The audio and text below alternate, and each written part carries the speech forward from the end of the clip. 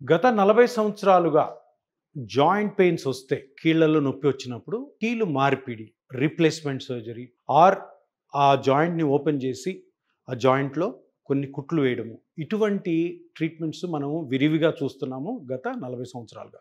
So ఇక్కడ కొత్తదనం ఏంటంటే కొత్తగా సైన్స్ ఏం చెప్తుందంటే మీ జాయింట్లో ఏదన్నా గుజ్జు అరిగిపోవడమో లిగమెంట్ దెబ్బతిండమో లేదంటే మజిల్ దెబ్బతింటే ఆ జాయింట్ మొత్తాన్ని ఒక మెటల్ ద్వారా అండ్ స్టీల్ ద్వారా మార్పిడి చేసి ఒక బాడీలోకి ఒక ఆర్టిఫిషియల్గా ఒక బయట నుంచి పెట్టిన ఒక స్టీల్ని మెటల్ని పెట్టడం ద్వారా మీ జాయింట్కి ఎంతో చెడు జరిగే అవకాశం ఉంది. ఎందుకంటే ఎప్పుడు కూడాను మన న్యాచురల్గా ఉన్న జాయింట్ మనం పుట్టుకతో వచ్చిన ఏవైతే నేటివ్ స్ట్రక్చర్స్ ఉన్నాయో వాటిని మనం డిస్టర్బ్ ఎప్పుడు చేయకూడదు. ఎందుకు చేయకూడదంటే మెటల్ మన బాడీలోకి వెళ్ళినప్పుడు ఆ మెటల్ ఎలా బిహేవ్ చేస్తుందో ఎవరికి తెలియదు.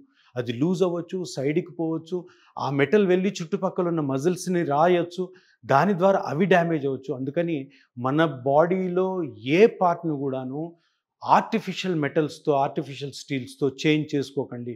ఈ ఈ ఈ స్ట్రక్చర్స్ ఏవైతే డ్యామేజ్ అయ్యి వీటన్నిటికి కూడా న్యాచురల్గా మీ రక్తంలోని గ్రోత్ ఫ్యాక్టర్స్తోనే ప్లాస్మా థెరపీ పద్ధతి ద్వారా కంప్లీట్గా రికవరీ చేసుకునే మార్గం ఇప్పుడు వచ్చింది.